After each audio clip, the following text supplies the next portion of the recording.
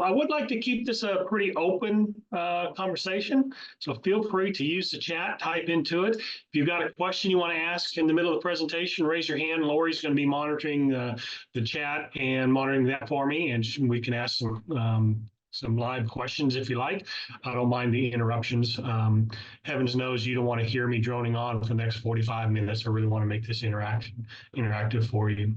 So the time matrix, this is from Franklin Covey's work. Actually, Stephen Covey has done a lot with this in his first book, The 7 Habits of Highly Productive People.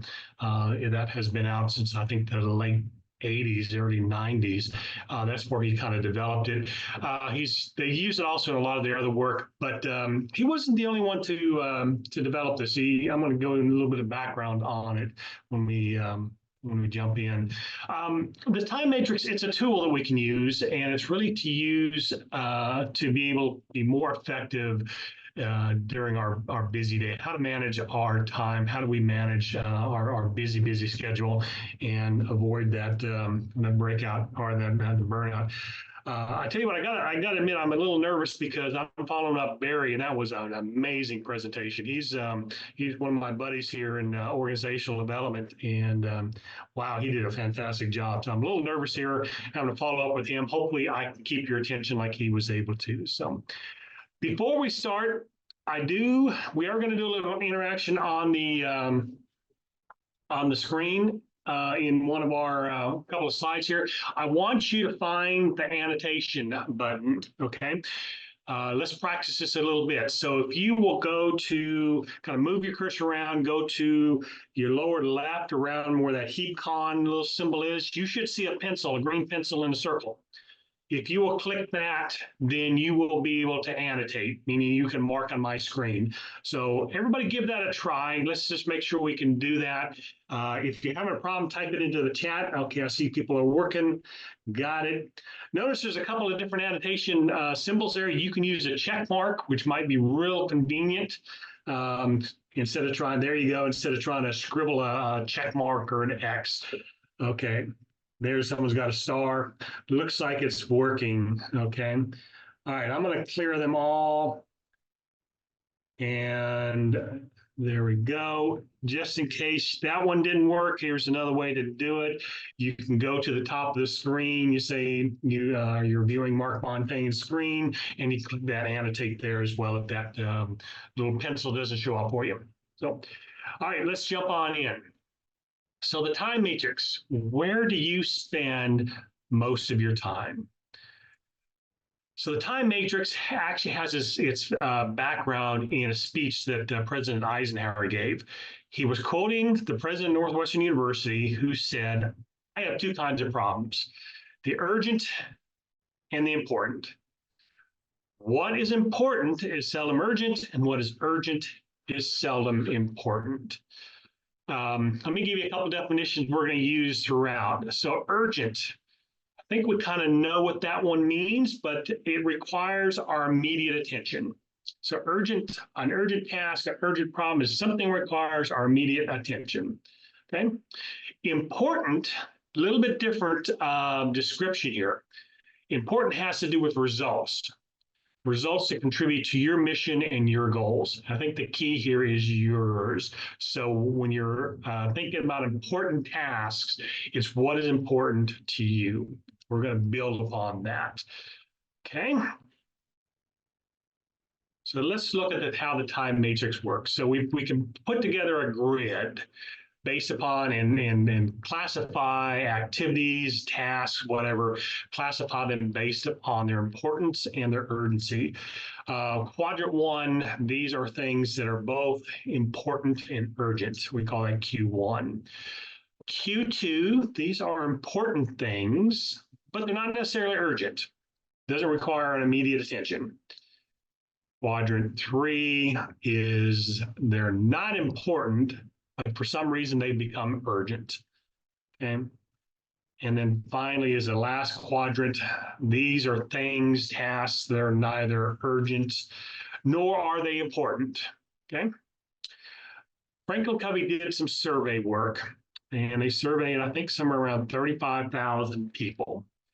what they found was, and they asked them about where they spend their time.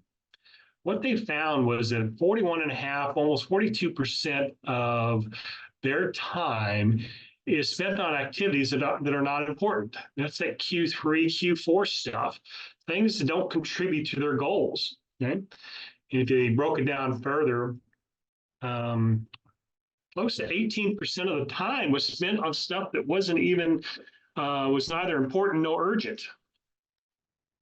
And then 24% of the time was spent on things they had an urgency to them, but they really weren't important to the person.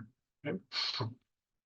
They also found that about 51% of the time is spent on urgent activities. Okay, so 23% of it, 24% of it is on not important, urgent stuff, and a little bit more, 28% is on things that are important and urgent. Okay, and that leaves the remainder of the time spent on 31% is spent on things that are important but not urgent. So the question, the hypothetical question I have for you, and this is what I want you to think about as we're going through the time matrix today. What could you accomplish in your life, whether it's your career, whether it's your home life, whether it's your extracurricular activities, the clubs and the events that you do outside of work? What could you accomplish if you could gain maybe 5% more time working on important stuff? Or what about 10% of the time? 10% more of your time working on important stuff. What could you accomplish? Okay. So think about that as we're working through this. Let's spend a little more time in it. Okay, urgent and important tasks. Q1, we call this the quadrant of necessity. Okay? These are crises. These could be the school called and your little boy or little girl is running a fever and he or she needs to be picked up from school. These are crises. Not much we can do about some of these things. These are also your deadlines. You got goals coming up and you got your deadlines for your very important goals, your high impact goals. Okay. You need to work on them now. There's an urgency to them. Pressing problems. Could be that you're putting together a big event like this great HeapCon event and a speaker doesn't show up. Pressing problems. Something's got to happen. Got to find another speaker. Unforeseen events. Things you just can't really do much about. Okay. So these are things that you can't ignore. If you ignore them, then all trouble's going to happen. The opposite of important and urgent is, of course, not important and not urgent. That's Q4. This is the quadrant of waste. Okay. These are things like trivial work that really doesn't contribute to the bottom line, to our goals, to the things that we need and want to accomplish. Sometimes these are activities that we do just to avoid doing other things, more important things. This can be excessive relaxation or TV or gaming, excessive social media. Notice I said excessive. I don't want to come across saying that you should never look at your social media, especially while at work. That's a Q4 waste. Okay. We'll talk about the difference there, but this is excessive. Okay. It's also when we procrastinate. We're just putting things off. We're doing something else. We're reorganizing our desk for the third time today. We're just really not getting anything accomplished. Those are the waste, the time wasters. Okay. The Q3. This is our distractions. All right. Let's look at a couple of them. Needless interruptions. People coming in and while you're trying to concentrate and breaking your concentration. Working on low impact objectives. Maybe you've already reached the goal and you're just trying to get a few more, and you're really isn't. You could be spending that time on more important things like a different goal. So it's these low impact objectives, things that just aren't accomplishing as much as they should. Irrelevant meetings. And when I say irrelevant, it may not be to the meeting holder, but it's a meeting that maybe you didn't need to join. Okay, so it's not really that important to you. Notice it comes back to you. The importance is what is important to you. Okay, other person, people's minor issues. Okay, things that really don't concern you too much. Also, tasks that you're very comfortable doing, but maybe it's better that someone else do those things. Maybe somebody else who has more expertise. Maybe somebody else who can, it's more in their job description to do those tasks. Okay, so really, it's not important that we do them. Finally, we have Q2. This is a quadrant of extraordinary productivity. That's how Franklin Covey classifies it. They may just say Q2. It's a Q2 activity. It's going to lead to important work.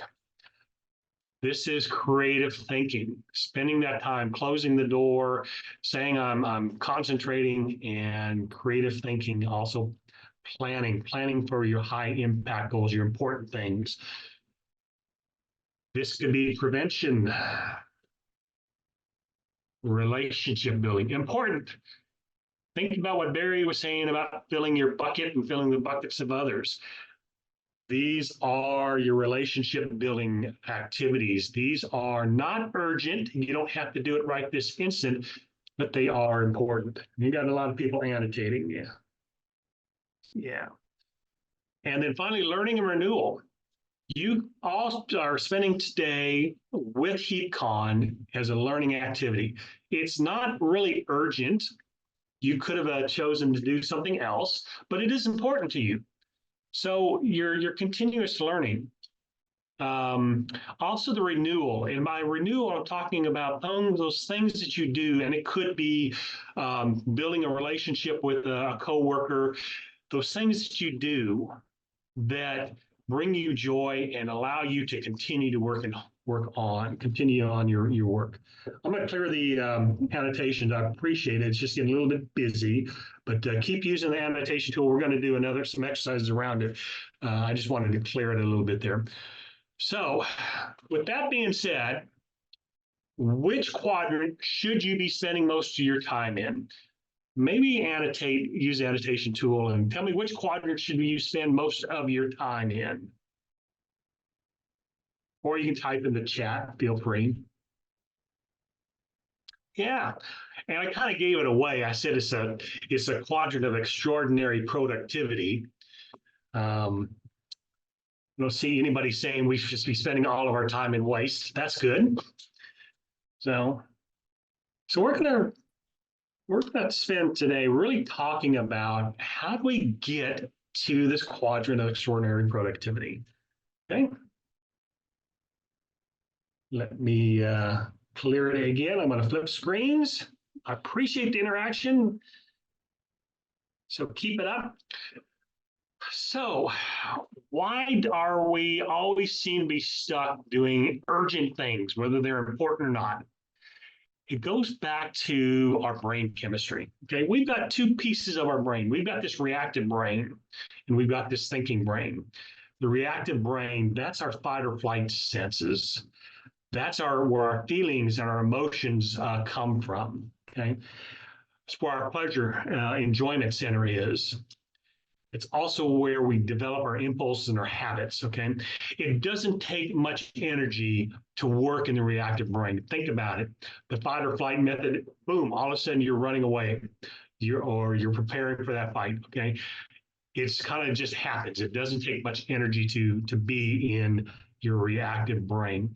It also produces adrenaline. It also produces dopamine. Dopamine is the hormone that makes us feel good. Okay. So we can actually get addicted to working in our reactive brain because we get this shot of adrenaline. It's like a shot of caffeine. It's that shot of dopamine, that good feeling hormone. Contrast that with our thinking brain.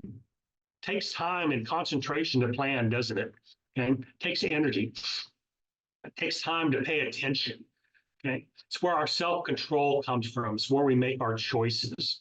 Okay, to put yourself in the thinking brain, it takes action. It takes work. It takes energy. thinking brain is where we override those impulses to act instead of react. This is kind of important. I'm not a neurologist, but it's kind of important because it's going to set us up for this question of what keeps us in Q1 and in Q3. Why is it hard to get away from the action? Some people feel they work better under pressure. They are addicted to urgency. They're addicted to that adrenaline shot, that dopamine, that feel good. Okay. We also procrastinate. Okay. We make good Q2 activities turn into Q1 crises, right? We put things off, and where we could have had prepared and had days to prepare, we wait till the last minute. And instead of it being a Q2 activity where you spend some time planning it, becomes Q1 crisis. I got to get it done. Okay? We also accommodate. Say somebody asks you, "What can you show me where that file is on the shared drive?" That file that is, you know, how the shared drives are always everything is hidden in there. I think Jimmy Hoffa is hidden in our shared drive. Never could find anything. And you say, "Oh, I got it bookmarked. I'll find it for you. Let me just send it to you." Okay. What happens when we accommodate? All of a sudden, we become the one who has the file. So next time that person needs it, they ask you again. They tell a friend, and they ask you. And before you know it, you're the one who everybody comes to asking you for that file. Is it actually easier to do it ourselves? Maybe the first time, but the second time, the third time, the fourth time. So we accommodate. It keeps us in the Q1, makes us feel valuable. We don't like to say no, do we? Barry talked about that a little bit. When we say yes to everything, we are in fact saying no to something. And we don't want to say no, though. Hey, I'm a good team player. You know, I work hard. I'm really trying to build these relationships. I'm going to say yes to everything. But what does that do? Everything becomes urgent. Somebody else's minor problem becomes my problem, becomes urgent, right? Finally, sometimes we have this idea that if my boss sees me working all the time and knows the grindstone, never taking a break, I'm valuable. They're going to think, she's going to think I'm valuable. If I'm busy, I'm valuable, right? Well, that leads us to being stressed. This is, if I'm stressed, therefore I am. I am somebody, I'm valued, right? That's not what Rene Descartes was saying. He said, if I think I, therefore I am, not if I'm stressed, therefore I am. So these are some reasons we stay in that urgency, stay in that action and then part of the reactive part of the brain, right? Low energy, builds that dopamine, gives us that adrenaline. What about Q4? Why do we go to Q4? Well, we actually get a shot of dopamine in Q4 too, because it's not just the reaction, it's actually doing something gives us that shot. Hey, I got something done, but it was trivial. I watered my plant, okay? That was a waste of time. So we end up getting into doing these trivial things because it gives us that good feeling. I did something, I accomplished something. If we stay in Q1 and Q3 too long, if we're always, everything is always urgent, always jumping from one crisis to the next, we get stressed, right? I get stressed, therefore I ain't going to do anything today. I'm all stressed out. And so we kind of pull back. We go to our Q4 activities. We start spending needless time chatting with our teammates or chatting online. And again, I want to make sure it's clear, this is when it becomes excessive. Okay, it's not that you shouldn't go and have that conversation, even if it's something trivial about what happened over the weekend or what you're doing. Those build relationships. Yeah, I can relate to that picture. We all can, can't we? But it's when it's excessive, when we spend all of our time on our social media or reading our news feed or surfing the internet, and it affects what we could be doing. Okay. All right, I want to play another game. It looks like everybody's got the annotation down. We're going to use the annotation. Let me clear them. And we're going to play a game using the annotation, okay?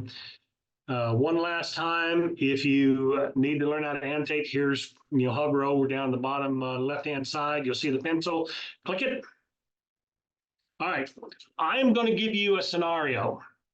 I want you to choose the quadrant that you're in if you're living this scenario. The first one, and just use a check mark or X, whatever you like.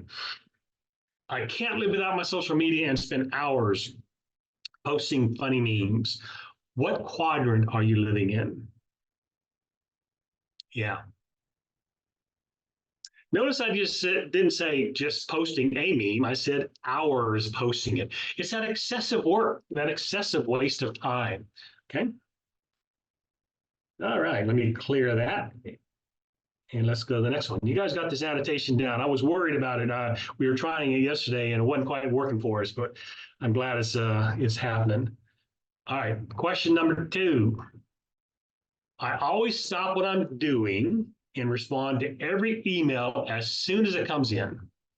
What quadrant?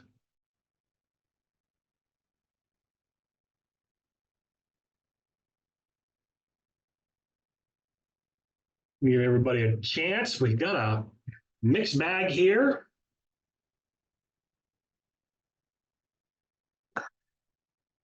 And it looks like people are settling on quadrant 3, some on quadrant 2. It's actually quadrant 3.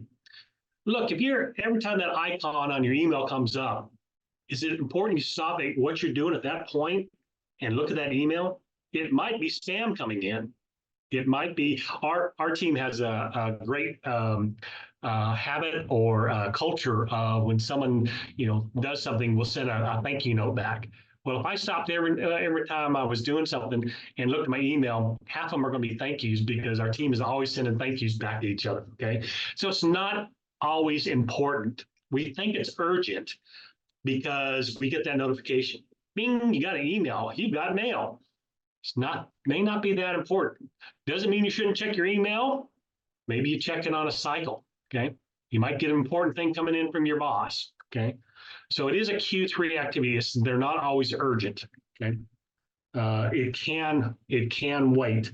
Let me clear the drawings. So that one was a little trickier. Let's try this one. I've got a big event tomorrow and we're running through one last time, doing a trial run. This was Lori and I yesterday. We were going through this trial run. Yeah. Yeah, it is a Q1. It could be a Q2. I'll allow that or grant you that too, because it could be we've landed, but the way I view it is once you get close to that deadline and you got work that has to be submitted, then it becomes Q1, okay? It becomes urgent and important. What you want to do is make sure it doesn't surprise you. You plan for it, you've got it on your calendar, you're using task lists, whatever you like to use so that you're ready for it, okay? Yeah, so it's a Q2. Some may agree it's a Q1 activity, in my opinion. Some may agree it's a Q2 activity as well. Last one. Oops. All right. Oh, there it goes. Got lost here. I spend a few minutes of my morning visiting my teammates. Where do you think I'm? What quadrant am I working in?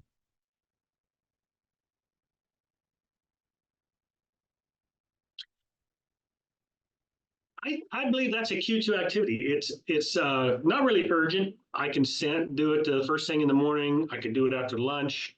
So it's not time-based. I don't have to do it. If I miss a day, may not be the worst thing. It is important though. That's why I don't think it's a Q3 activity. Okay, because it is important. You're building that relationship. I am convinced that the random interactions, you never know what's going to happen. you're going to come away with possibly something that you can use in your life. I think that's one of the problems we really had. We struggled when we were in COVID and we were all like locked down, is we didn't have those random interactions. And I think our creativity, especially for doing things like presentations or planning, it got destroyed, or it really suffered because that random water cooler talk didn't happen. A lot of it is how you doing over the weekend, how's your mom, how are your kids doing at school. But sometimes we get that, oh my goodness, you just gave me a great idea. So it really is a Q2 activity. It builds our team members, it builds our relationships. Okay. Don't put those aside. Barry talked about that. That's filling your bucket. Okay. That's also filling their bucket. It also goes the same with the relaxation. If we're taking time out of our schedule to maybe a couple minutes every hour to check our social media, that could be a very good sign of renewal. Okay. All right, great. You guys are doing a fantastic job. Thanks so much. All right, so how do we get to Q2? We said that's the most important quadrant. That's where we want to be. Well, it starts with you. Only you can decide which quadrant you're in. You've got to make a decision. Okay. I can't. A Q2 activity for me may be a Q3 activity or Q4 activity for you. Okay. Very important tool. Pause, clarify, and decide. Okay. Take a moment to pause. Get it out of the reaction brain. Put it into the action. Okay. Clarify. Ask questions. And then decide where does it belong? Questions like, what price am I paying for this activity? If I do this, am I giving something up? Okay? If I say yes to this activity, I'm saying no to something else, right? And usually what we say no to are our Q2 activities, those things that aren't urgent right now, and we push those aside. Okay? Think about, am I building relationships or taking away from them? Okay? Q2 activities are about building relationships and renewal as well. Okay. Is it renewal or is it avoidance? Am I spending a half hour each hour on my social media trying to recharge, or am I spending 5 or 10 minutes and that is giving me that recharge? Okay. So think, pause, clarify, and decide. We're going to go through that in a little bit more detail. But the key here is you need to decide. Your Q3 or your Q1 could be somebody else's Q4, okay? So the pause, clarify, and decide. Move the decision to the thinking part of the brain, okay? Just say no to dopamine. Don't react to it. Don't get that dopamine shot. Think about it. Clarify, what quadrant is this, okay? Ask some questions. When does this need to get done? If your boss comes in and tells you, I need you to do this assignment. Pause, clarify. Does this need to be done right now, or can I put this, plan this? Can I do it tomorrow? Have it done by next Monday? And be comfortable asking those questions. I'll give you an example. I was bad with my my direct report. I didn't give her deadlines, so everything became Q1 for her, and I didn't realize I wasn't doing it on purpose. I just wasn't being as good as I should as a manager. And she clarified, she paused, she clarified, when does this need to get done? I need you to give me deadlines for these things. That helped it to move from her Q1 things into Q2. Okay? So you can do that too when you're working with somebody. Clarify. When does it need to get done? Ask that question. How does this impact the important thing I'm working on now? Also ask, can someone else help? Does it have to be me? Can I get help on this one, or can I delegate? Is there somebody else who might have more time to do this one? Okay. And then decide which quadrant is it in. If it's quadrant 1, hey, just do it. You're going to have to just do it. Yeah. Quadrant 2, that's where your planning comes in. Get it on your schedule. Put some time around it. You know, the Eisenhower decision matrix, it's the same thing we're talking about. The time matrix is what Franklin Covey calls it. A lot of people call it the Eisenhower matrix because of the attribution to President Eisenhower. Do, decide, delegate, delete. Right. Q3, other people's important things. Not important to me, might need to get done. Can you delegate it? We got to get comfortable delegating. Okay. What about Q4? What do you think we do with Q4? Maybe type in the chat. What do we do with Q if we decide this is a Q4 activity?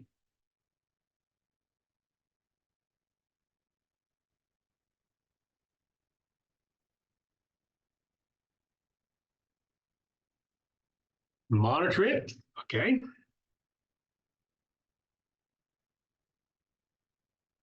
How about what the great Captain Barbosa says? I'm disinclined to acquiesce, means no. Or as Dr. Evil would say, how about no? Okay. Don't do it. Resist the urge to do that Q4 activity. Again, decide if it's truly a Q4 activity, if it's a time waster, or is it something that is a renewal? Okay. Not all time wasters are not everything we do that waste. I'm getting tongue tied here. There are some things people might consider as a time waster, but they're actually renewal activities. They allow us to come back and work harder, taking that break every so often. Reading a couple pages out of a book or a news feed or social media. Okay, so you got to clarify: is this a renewal or not? Okay, if it's a time waster, just say no. Barry mentioned this a little bit. How do you get to know? How do you say no? This is the opposite of that famous sales book, Getting to Yes. How do we get to know? Well, you want to be very clear. You want to be polite. Show respect for the other person. Show them the appreciation that they thought about asking you because you are the expert or you're the one that they knew you typically helps. Okay, show your appreciation. It's okay to give an explanation why. Yeah, I've got this other project I'm working on and I got a deadline coming up. Okay, or maybe offer an alternate time. Can't do it right now. Maybe I can do it in a little bit. Okay. And then maybe another resource, another person. Hey, I know Rain's got some time today, so maybe she can work on that. I can't get to you right now. Some of the phrases, some of the wording we might use is, I appreciate you asking, but I'm going to need to pass on this one. I'd love to, but I've got an important project I'm working on right now. Got a deadline coming up. I can't now, but thanks. No thanks. I can't now, but thanks for thinking of me. Rain check. I might be able to help later. Okay. Someone wants to see Captain Barbosa again, so let me flip back a little bit. Ding, ding, ding, ding. Oops, there we go. I'm disinclined to acquiesce to your request. Means no. That's probably my favorite quote out of the Pirates of the Caribbean movie. All right, let's move on. All right, so achieving the Q2 life. How do we get there? How do we increase the time we spend in the things that are not urgent, but they're important? Our planning, our renewal, our creative thinking. Well, we're going to have to take time out of the other quadrants, okay? We can take time out of quadrant 1, okay? Do this through your pause, clarify, decide. Quadrant 1, we may think it's a quadrant 1 activity when in actuality, we've got time on it. We got time to do it. And by clarifying, oh, it's not due till next week. Oh, I don't need to do it now. I can put it in my Q2 planning. Okay? Planning is also important. Spend time weekly planning. What are those things you want to get accomplished? How can I prevent things going into Q1 by waiting for the last minute? Resist that temptation, but I work best under stress. Resist that dopamine of urgency. Okay. Obviously, we can take time away from Q4. Okay, we're all guilty of our little time wasters. I know I am. Do some things like, my time could be spent better elsewhere. Okay, avoid those things. Don't assume that it's a time waster if you're actually building a relationship, if it's a renewal activity. Okay, that's where that pause, clarify, decide comes in. Okay, am I really renewing? Am I preparing myself, to work harder? Am I building my stamina up? Am I building a relationship that might just turn into something that I get a great idea from going and talk to somebody? Okay, so discern whether it's a true Q4 activity. If it is, then do your best to avoid it. Move out of that quadrant. Okay. How about no to Q4? Okay. And then finally, let's try to reduce these distractions. Okay. These things that are not important to us. This is also where discernment comes in. If a friend comes in and wants to discuss a problem, you've got to make the decision. Am I going to be building the relationship with my friend? What happens if I tell them, no, I'm too busy right now? Okay? Maybe you can move it into Q1, or I mean Q2. Hey, can we spend time after lunch on this when I'm done with this activity? Maybe you need to put it into Q1 because it's important and urgent. That relationship is important to you, and this is important to them. It becomes a Q1 activity. Okay, so again, pause, clarify, decide, make that decision. How important is this?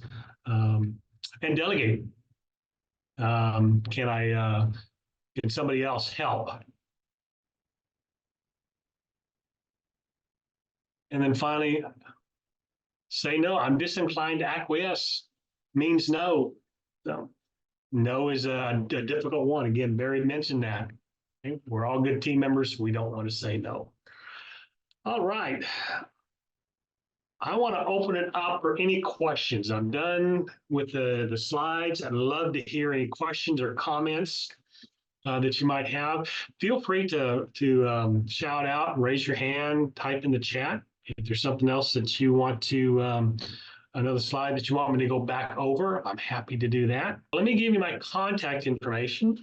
So I'm here at Lone Star College, Manager Learning and Development with the Organizational Development Group. Marc.Fontain@lonestar.edu, Marc with a C if you notice. Feel free to send me an email. You can give me a call. I've found this time matrix has helped me immensely since I've put it into play. Hopefully it'll help you, and I'd love to hear how it works for you. I'd love to hear some more discussion. I do want to make sure I give credit to Franklin Covey. I borrowed a lot of this from them. Look into their material, look into their books. They got some great information on it. Okay. Well, thank you very much. I'm going to quit sharing. And Mark, I just want to thank you so much. I learned so much. I really enjoyed your presentation. And my favorite part was obviously for the pause, clarify, and decide, because I think sometimes we just have to take that moment to just breathe, just stop, and just kind of sort things out. Our desks are just very busy. Our days are very busy, very stressed. So I appreciate the information. Thank you so much.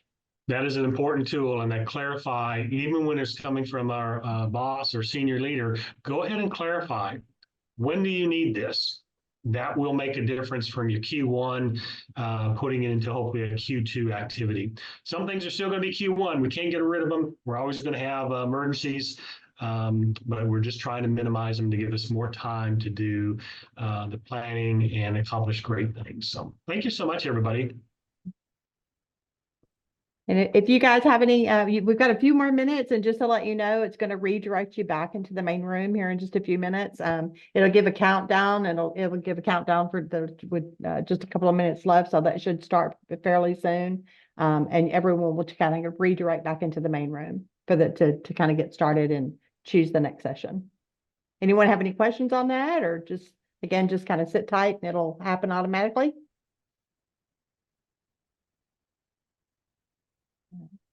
Thank you, guys. Enjoy the rest of the day. Enjoy the rest of HeapCon.